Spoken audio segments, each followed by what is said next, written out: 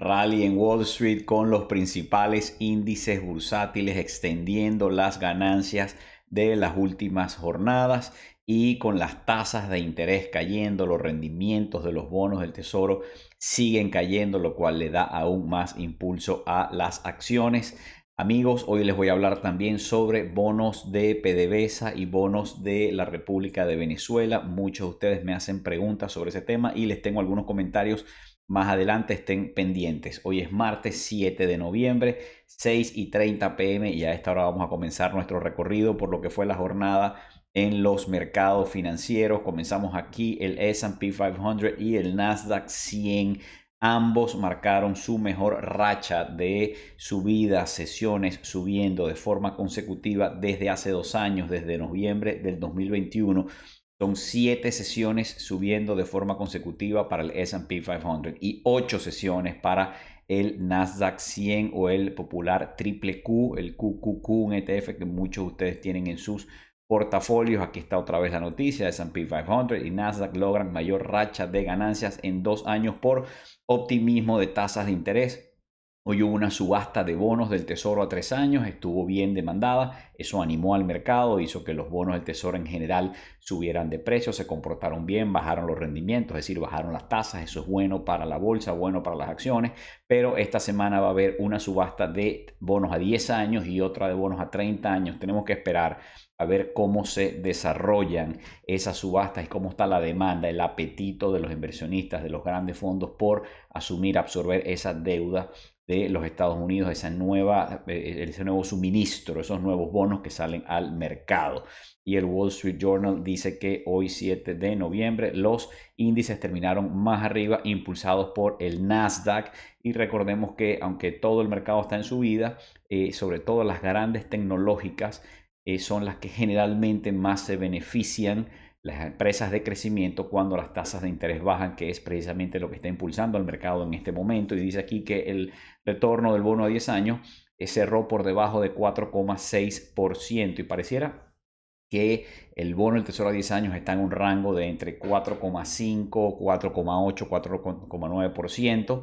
Ese es un rango con el que parece que el mercado se siente bien. Si baja por debajo de 4,5, probablemente eso va a impulsar aún más el rally. Y por otra parte, creo que hay muchas preocupaciones que estaban en el mercado que se han ido disipando. De eso también les voy a hablar, porque creo que es parte de lo que está ocurriendo. Siempre hay una visión negativa de los mercados, siempre hay algunas personas pesimistas con los mercados, pero en este momento muchos de los peligros, de las amenazas que se veían, incluyendo las geopolíticas, han disminuido drástica o dramáticamente. Ya lo vamos a ver. Dice el Wall Street Journal que las acciones tecnológicas son las que impulsan al mercado, y la foto es de Microsoft, porque Microsoft se está echando el mercado al hombro, lo que hace es crecer y crecer. Hoy cerró a su precio máximo histórico, es una tremenda empresa que tiene unas ganancias exorbitantes, está cara. Tengan cuidado quienes estén entrando, iniciando una posición en Microsoft, porque es una excelente empresa, pero no está barata, está muy cara. Ayer anunció que viene un ChatGPT versión 4. Todo el tema de la inteligencia artificial crea mucho ánimo, mucho entusiasmo alrededor de esta acción que se ha echado el mercado al hombro. No me extrañaría que más temprano que tarde Microsoft pase a ser la empresa más valiosa del mercado, superando en capitalización bursátil a Apple. Este es el gráfico de la acción de Microsoft que nos trae el Wall Street Journal, y aquí está, pues cerró en su precio récord del año, pero también su récord histórico. Y Bloomberg nos dice que el S&P 500 está desafiando a la Reserva Federal con seguidilla de ganancias, la más larga de los últimos 2 años. Y mientras tanto, la Reserva Federal, algunos oficiales que han ido hablando, o sea, por aquí se les tengo las aclaraciones, han ido diciendo básicamente: miren, queremos más tiempo para saber si ya con las subidas de tasas de interés que hemos hecho es suficiente o si va a hacer falta más. Este es uno de ellos. Este es Kashkari, presidente de la Reserva Federal de Minneapolis, y aquí dice: la Reserva Federal tiene más trabajo que hacer para controlar la inflación. Él es un poco más duro que sus compañeros de la Reserva Federal y pareciera que está señalando la intención de volver a subir las tasas de interés si fuere necesario. Y Logan, otra de las presidentas de la Reserva Federal, la de Dallas en este caso, dice que la clave es si las condiciones financieras ya son suficientemente restrictivas en la economía como para controlar la inflación. Ya la Reserva Federal hizo bastante, subió las tasas de interés en más de 500 puntos básicos, Pero además, otra parte del trabajo lo está haciendo el mercado por la Reserva Federal.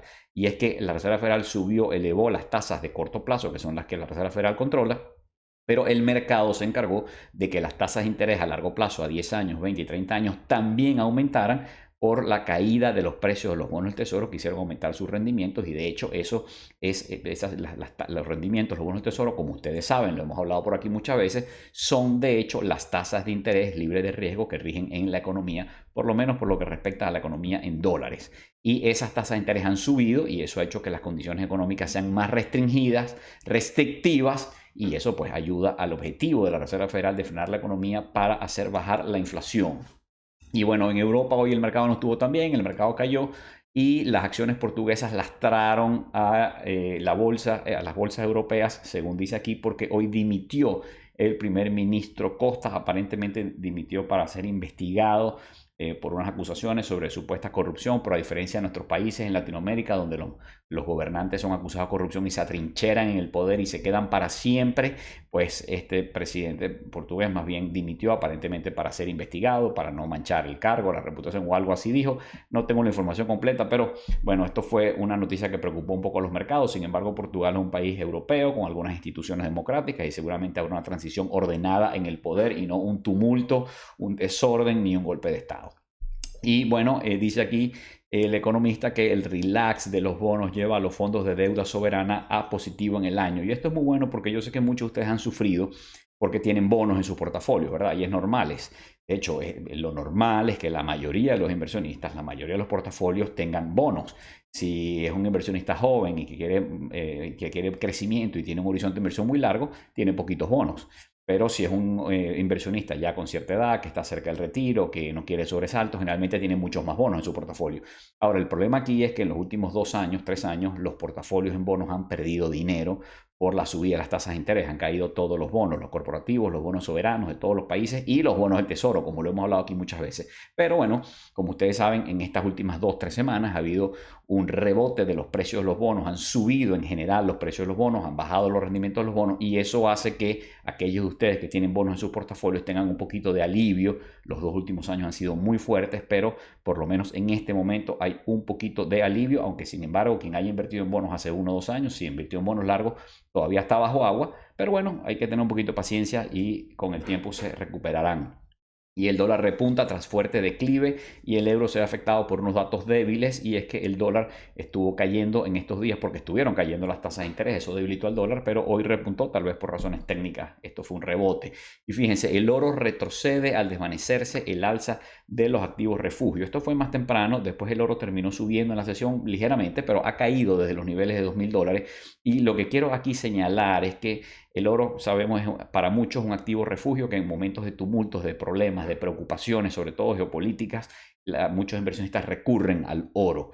Y sin embargo, pareciera que en este momento la demanda por seguridad, protección y activos refugio está viniéndose abajo. Los inversionistas quieren otra vez invertir en acciones, quieren volatilidad, quieren riesgo, quieren crecimiento, no quieren estos activos que a veces consideran como un refugio seguro, como el oro. Y parte de esto puede ser porque las preocupaciones geopolíticas por el conflicto en el Medio Oriente pareciera que han bajado. Es decir, cuando comenzó el conflicto en Israel, mucha gente temía, algunos inversionistas temían que el conflicto se expandiera, que entraran a jugar otros actores, por ejemplo, Irán. Lo cual sería un problema mayúsculo para los Estados Unidos y para Occidente, o que inclusive otros países de la región entraran en un conflicto armado. Eso pareciera que no va a ocurrir. Y hasta ahora, cuando ya han transcurrido más de 2 semanas del inicio de ese conflicto, pareciera que los esfuerzos de Estados Unidos y de Occidente por contener a todos los actores, para que nadie se meta en el conflicto directamente, enviando tropas, armas, etcétera, pareciera que han funcionado, por lo menos hasta ahora, y así lo está percibiendo el mercado, y eso está influyendo en los precios del oro y del petróleo. Y les tengo esta fotico porque, fíjense, Estados Unidos mandó 2 portaaviones. Ahí en la foto está, ahí abajo en las eléctricas lo dice. Este es el Gerald Ford y el Dwight Eisenhower. son 2 portaaviones que envió a la zona de conflicto, y cuando Estados Unidos hace esto está mandando una señal muy clara a todos los países de la zona para decirle: no se metan con nosotros, no nos fastidien, no se metan en este conflicto. Y pareciera que hasta ahora eso ha servido, y la forma de medirlo, una de las formas más importantes de medirlo en los mercados, es con los precios del petróleo. Y fíjense este titular del país que dice: el precio del petróleo vuelve a los niveles anteriores a la guerra en el Oriente Próximo, y el Brent baja de $82, que era su mínimo desde finales de agosto. Recordemos que aquí le hemos hecho seguimiento al petróleo, lo vimos que fue cayendo hace 2-3 meses, llegó a 80, llegó a 70 y tantos. Arabia Saudita y Rusia empezaron a recortar producción, la OPEP Plus empezó a amenazar con que iba a recortar producción y a secar el mercado, y el petróleo empezó a subir, llegó otra vez a 80, y cuando estaba en 80 y tantos empezó el conflicto en el Medio Oriente y subió, se disparó $5 en un día, siguió subiendo, pasó a 90, superó los 90, pero se viene devolviendo, y por esto les digo, esta es la prueba de que los mercados están teniendo un repricing de los riesgos geopolíticos, están minimizando, no le están dando la importancia que le daban al conflicto cuando comenzó. Los precios del petróleo bajando, el crudo se hunde, además por datos de China, la economía china pues cada vez que hay señales de debilidad en la economía china, eso afecta al precio del petróleo, y el alza de las exportaciones. Algunos países OPEP están exportando más, y por cierto, la producción de petróleo de Venezuela podría aumentar. Esto es una buena noticia. Lo malo es que dice modestamente tras el alivio de las sanciones, según la Agencia Internacional de Energía. Dice Reuters aquí que la producción de Venezuela aumentará en menos de 200.000 barriles por día a un promedio de 900.000 barriles para finales, no de este año, sino de 2024, bajo la flexibilización de las sanciones. Esto lo que quiere decir es que los aumentos de producción no son fáciles, porque para producir petróleo se necesitan gigantescas inversiones que Venezuela no tiene cómo hacer, las tienen que hacer las grandes empresas extranjeras, que la irán haciendo poco a poco, pero también quieren más claridad sobre el alivio de sanciones. Este alivio de sanciones es temporal, es definitivo, no es tan fácil. En todo caso, la Agencia Internacional de Energía dice va a aumentar en 200.000 barriles de petróleo para finales del 2024, va a quedar en 900.000 barriles, por debajo de 1 millón de barriles diarios y muy por debajo de los casi 3 millones de barriles que llegó a producir Venezuela antes de que la revolución socialista acabara con todo. Bueno, señores, y aprovecho el tema de Venezuela para decirles: miren, sobre los bonos de Venezuela y los bonos de PDVSA, que muchos de ustedes tienen bonos, muchos de ustedes me preguntan por los bonos. Fíjense, ya ahora con este alivio que hubo de las sanciones, esos bonos que estaban congelados, ustedes tenían sus bonos en su cuenta en un banco, en una casa de bolsa, un broker, y esos bonos aparecían congelados. Ustedes no podían hacer, por las sanciones no podían hacer nada con esos bonos, no los podían vender, no los podían transferir a otra cuenta, no podían hacer nada, pero esa prohibición se levantó. Si ahora ustedes entran en su cuenta, ustedes ven esos bonos y están como cualquier otro bono. Claro, han caído mucho de precio, aunque se han recuperado últimamente, en el último mes, precisamente por esta noticia del levantamiento de las sanciones. Pero lo que les quería decir es que si ustedes tienen esos bonos en una cuenta que está por ahí olvidada, o lo que sea, los quieren transferir a otra cuenta o los quieren vender, si los quieren vender, este es el momento. Yo esto no le quiero hacer en este momento una recomendación a nadie de vender, no vender, quedárselo. Eso es una decisión que cada uno de ustedes tiene que tomar, porque esos bonos les va a ir mejor o peor dependiendo de lo que pasa en Venezuela. Y cada uno de ustedes tiene que hacer su propio análisis de la situación y el análisis de su portafolio, de su cartera y de cada una de sus necesidades. Entonces no voy a hacer aquí, no voy a dar una opinión sobre si deben vender, quedarse con los bonos, nada de eso. Lo que les quiero decir es que si quieren venderlos, en este momento lo pueden hacer. Durante los últimos 3-4 años no se podía hacer.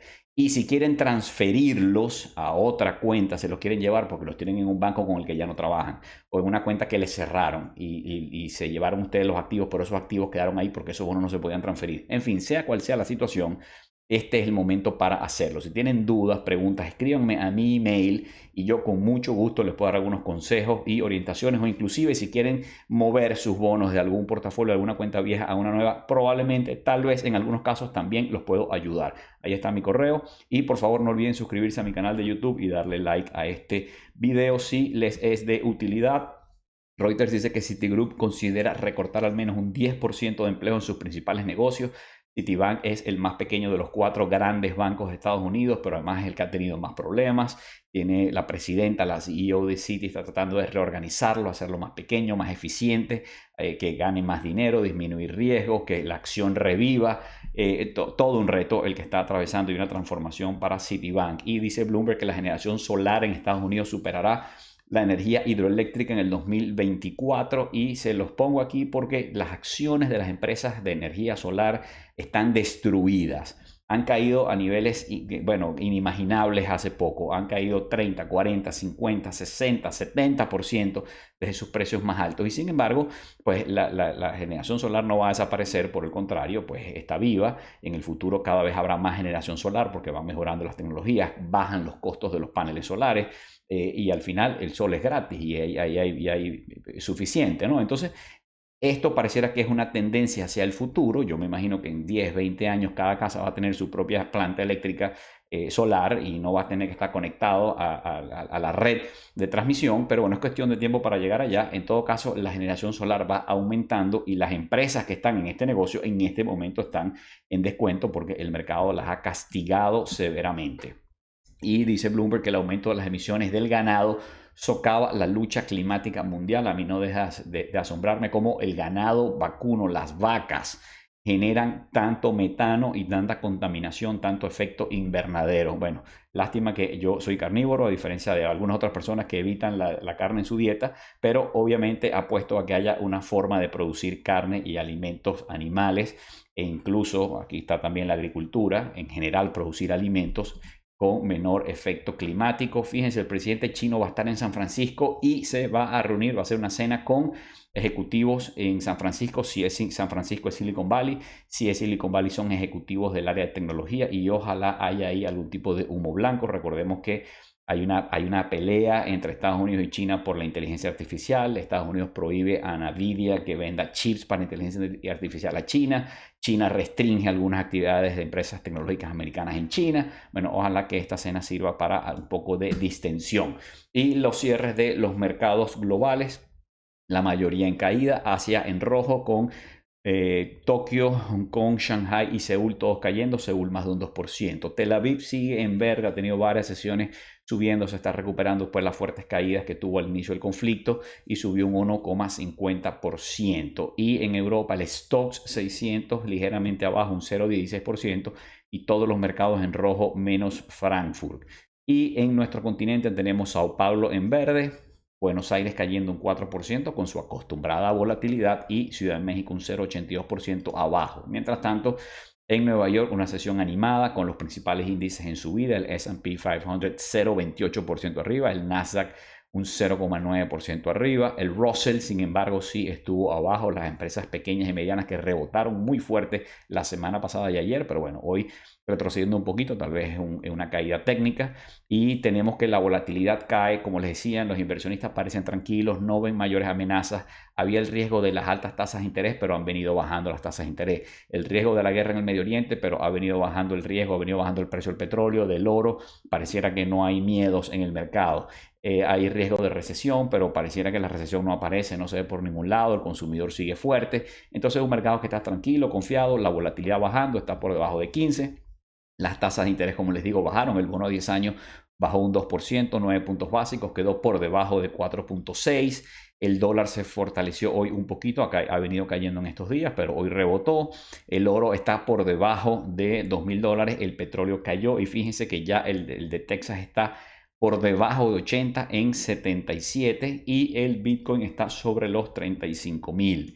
Y aquí está el mapa de calor. Bueno, como ya sabemos, Microsoft subiendo con fuerza. Apple también hoy un 1,45% arriba. Amazon más 2% arriba. Las 7 grandes tecnológicas subiendo con fuerza. Hay mucho verde, pero también hay rojo, sobre todo en el área de energía, porque ya sabemos que el petróleo viene en caída fuerte. Y ahí están Exxon, Chevron, ConocoPhillips y algunas otras petroleras pues en verde, también en rojo, perdón. Y también hay un poquito rojo en el área de las industriales y de los materiales básicos, porque las materias primas están cayendo de precio, pero en general es una sesión animada con mucho verde y el barómetro del mercado nos da a entender claramente que es la columna del crecimiento. Esas 3 cuadrículas que están en el área de crecimiento, las empresas de crecimiento son las que están en verde fuerte, animando al mercado, cabalgando sobre la caída de las tasas de interés y el optimismo que hay, mientras que las de valor pues están en terreno negativo y cayendo de precio en la sesión de hoy. Y la medición de miedo y codicia, vemos que siguen miedo, pero estas sesiones han estado animadas,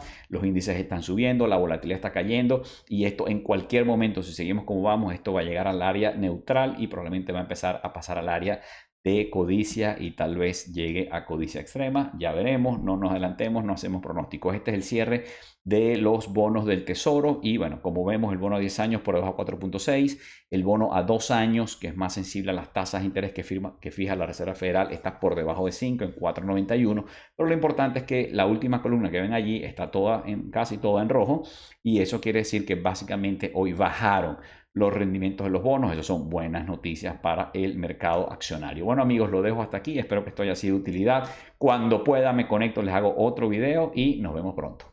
Saludos.